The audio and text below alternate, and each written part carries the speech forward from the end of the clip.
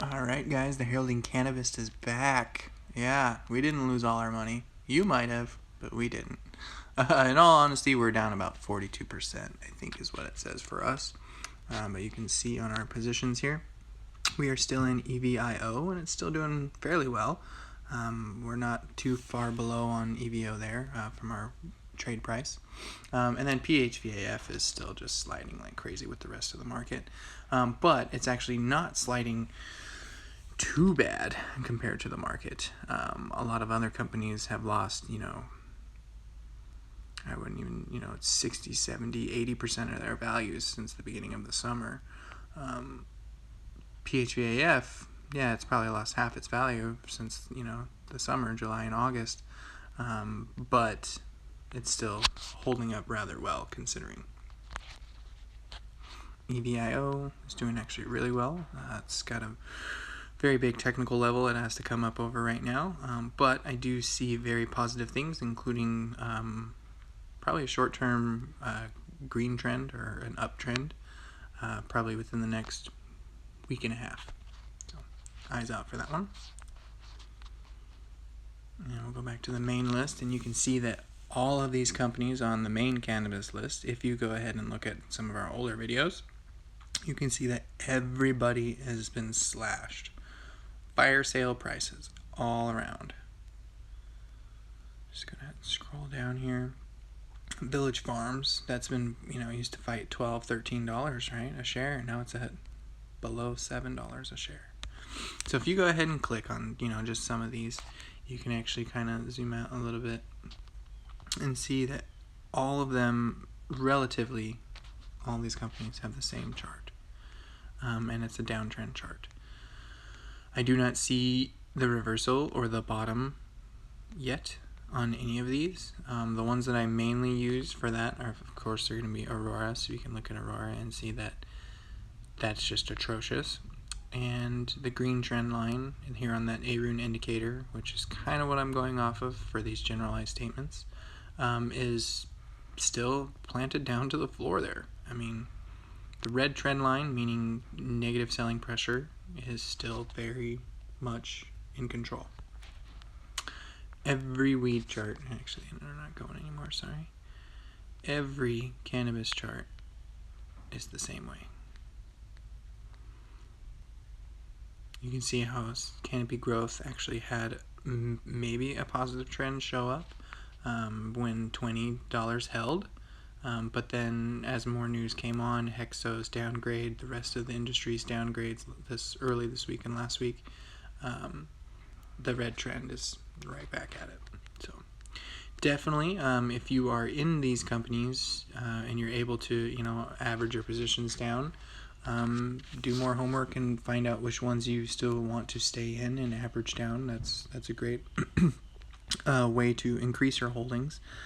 To hopefully, if everything does turn around later and in 2020, you'll be very happy with doubling down now, or tripling down, or quadrupling down, if that is the case.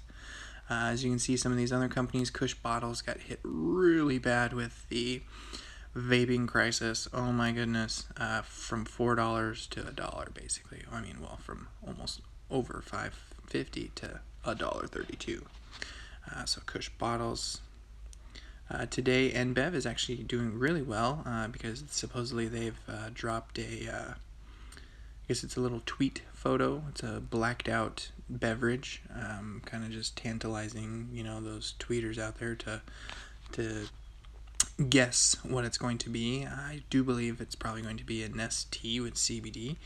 But we are already in a company that has great teas that are already on the market and buying. Make sure you go to Feel OK or feelokai.com and look for a store near you. Village Farms, under $7. Man, I know a lot of people that were in that one and had been touting that one as the stock to hold through all of this, and yeah, it didn't work, did it? 22nd Century Group actually surprised me. If you kind of look, they're relatively where they were at the beginning of the summer. They've had quite a few swings, and it's definitely a trader stock, especially if you were able to get in there down there at that 112, 115, 120 range. short time that it was there, they've actually held up really well. That would definitely mean in the next few months, the next quarter, and obviously until the middle of 2020, definitely keep your eyes on 22nd Century Group and see if you can take a pulse on their events and stock price action. Weed MD finally fell below $1. Yeah, and that's pretty much all we have for today's video, guys. Again, make sure you watch out for NBEV. They are notorious for, doing this kind of like little hinty price action movements and then delivering crap news later. So please make sure you're watching that. Charlotte's Web, oh man, I mean, yeah, you can buy them in Kroger now, but share structure is everything, guys. That's all I'll say about Charlotte's Web. Curaleaf is kind of holding its own a little bit. I mean, yes, it's not as high as it was up in May, which was $11, but if you look at the actual summer's action and through all of the controversy and even all of the downgrades, Curaleaf is still kind of holding itself up really well compared to its peers. It didn't drop as far as fast, and it's fought back quite a few times. It is definitely a trader stock as well, so don't believe anybody out there that says you can't trade cannabis. You can. You just have to catch the right waves. And if you guys have any, questions or requests about certain stocks that didn't make our main cannabis list, please, shoot a comment down below.